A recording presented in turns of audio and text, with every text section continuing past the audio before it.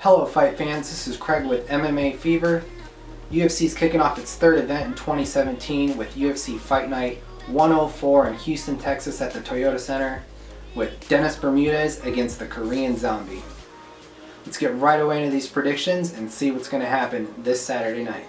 The first fight we're going to look into is Tecia Torres, ranked number 6, against unranked Bec Rawlings.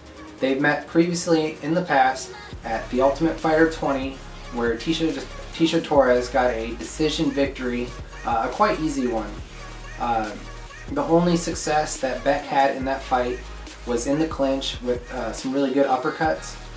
Tecia kept on the outside, found her range, and picked her apart in the openings that she found. Since then, we've seen that Tecia has improved on her takedowns. This is all due to her momentum and her mobility. She set this up really well. She had multiple takedowns against Angela Hill, where Bec's movement has improved, which we've seen in the Paige Van Zandt fight, but she comes in overconfident, overextends herself, and gets caught. I think a lot of people are sleeping on this one because Tecia doesn't finish any of her fights. I've seen a lot of people go for Bec Rawlings on this. I think that's a horrible pick. If you look at Ticia's record, she's way more experienced. If you include her amateur fights, she's 14-1. So I see Tecia winning by decision. However, I would like to see her really go out there and really try and get a finish this time around. Her only 2 finishes in her career is her first 2 amateur fights where she got a submission and a TKO victory. So I will put Tecia Torres by decision. Okay, so the second fight we're looking into is Jessica Andrade, ranked number 5, against unranked Angela Overkill Hill. Now the story with Angela Hill is she fights after the Ultimate Fighter. She wins 1, loses 2 to 2 top 5 contenders in Tecia Torres, Rose Namajunas, gets cut, goes to Invicta, goes on a 4-fight win streak, gets KOs, gets the title, defends the title, and now she's vacated the title to come back to the UFC. I think it's UFC's worst mistake as far as a cut goes in the last 2 years. And then, so I think people are sleeping on her. Everyone's got Jessica Andrade to win this one. She's the favorite. Betting line is -365 Andrade and +300 for Hill. Now, I am picking Jessica Andrade to win this. However, it's very possible Hill could get an upset here. She has KO power, she's very technical, whereas Andrade's not technical. She comes rushing in with huge looping power shots, which have been very successful for her, and I think that's actually what's going to get her the win. But Hill could definitely sneak in some technical striking and get a KO here. She has improved on the ground, however it is her weakness. She's been subbed a couple times, and I see this going where Andrade puts on the punishment in the first round. Second round she comes back out and finishes the job. However, it's not going to be a TKO. She's going to get Hill on the ground after a shot and sub her. So I pick Andrade second round submission. Next up we have a light heavyweight match with number 6 ranked Ovince St. Preux against Switzerland's Volkan Ozdemir. He's making his UFC debut. Now, how do you make a debut against a 6th ranked light heavyweight? You have a great record at 12-1. You have a great base, great ground and pound, and you stay calm and composed in all of your fights. That, plus Ovince St. Preux has gone 4-1 in his last 5 outings. A few of those losses were Jimmy Manuwa, John Jones, and Glover Teixeira. So he's ranked 6, he's staying around the top 5. He can't quite break that seal. So Ovince St. Preux's key to victory here is to maintain his good wrestling, go back to his roots. If he can maintain the top position against Volkan, he should do just fine. Otherwise, if he lets Volkan get on top of him, Volkan's going to rain down heavy leather, and it's going to be all over. So I see if Volkan wins, it's going to be by like a TKO or KO on the ground with ground and pound.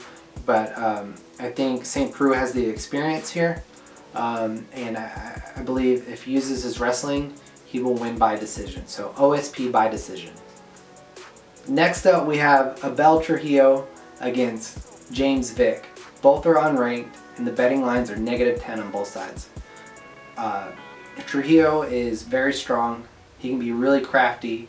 His guillotine's a great example of that in his last fight against Tony Sims. The problem is James Vick. That's the problem. Everyone has this really even, but this is the easiest fight for me to pick. James Vick has excellent boxing, a fantastic jab, stellar movement. He's going to pick a belt apart for all 3 rounds and get a decision victory. This is as easy as it comes. Vick all the way, decision. He could come out with a knockout or a TKO, but Trujillo's pretty tough, so we'll go with the decision. Just volume of strikes, and Abel's not going to have any answer for him. Next up, we have another strawweight fight with Alexa Grasso against Felice Herrig. This is Alexa Grasso's second fight, and she's already ranked number 12 in the strawweight division. Felice is unranked. The betting line is -270 for Grasso and +225 for Herrig. Grasso's 9-0. She's coming out of, Lobo Gym in Mexico. They have a lot of really great fighters. They have a featherweight challenger for the title in Invicta, so they're putting out a lot of really good fighters. But Grasso specifically, super technical, super vicious with her striking. I think Herrig's going to have her hands totally full here. Now Herrig has gone 2-2 in her last 4, but she consistently loses the top 10. Grasso may be ranked number 12, but make no mistake about it, she is a future champion. For Herrig to win, she will have to take this to the ground. But unfortunately, it's not going to be enough. Grasso is so well-rounded. She's good on the ground. While her strengths are in her striking, she's good on the ground. She's going to be way too much for Herrig to handle. So I'm picking a second round TKO finish for Grasso. Yeah, that's right. TKO in the strawweight division. Grasso wins this one, hands down, second round TKO. Calling it here, right now, first. Alright, fight fans, so we're going into our main event for UFC 104 in Houston at the Toyota Center. It's Dennis Bermudez, who's ranked number 9, against the Korean Zombie, who's unranked. The betting line here is -165 for Bermudez and +140 for the Korean Zombie. Now, when Zombie was last in the octagon, it was in 2013 where he challenged Jose Aldo for the featherweight title. Lost via TKO after he separated his shoulder in a combo, and then Jose Aldo jumped all over him. But the real thing to note here in this fight is that the Korean Zombie, his submission game is really strong, and that's going to play a key role in his victory this Saturday night. So he's really crafty with his submissions. He got a twister on Leonard Garcia, which was super awesome. But the thing to take note here is Dennis Bermudez, 4 of his 5 losses all come to submission. Now Bermudez is 2-2 in his last 4. He lost to Jeremy Stevens and Ricardo Lamas, so he's right there at the top. I'm calling Bermudez to win this one. His movement's going to be his key to victory. His combos are going to be his key to victory. But he gets a little wild, he gets caught a lot, and he gets knocked down a lot. So his jaw could give way. However, I see him moving around a very stationary Korean Zombie, picking Korean Zombie apart with combos, and getting a decision win. He could get a TKO or KO victory, but I think Korean Zombie is just a little too tough for that, and it'll go all 5 rounds. So Dennis Bermudez via decision. So that's my fight picks for UFC Fight Night 104 in Houston at the Toyota Center. Let's go ahead and throw it on over the gang, see what their predictions are. We've got Garrett Hemley, Benton Krause, Dylan Rutter, and Brandon Bell. So Bermudez against the Korean Zombie, 5-1 for Bermudez. Grasso versus Herrig, 3-3 right down the middle. Trujillo versus Vick, 5-1 for Vick. OSP versus Volkan Ozdemir. It's going to be a 6-0 for OSP. Andrade versus Hill.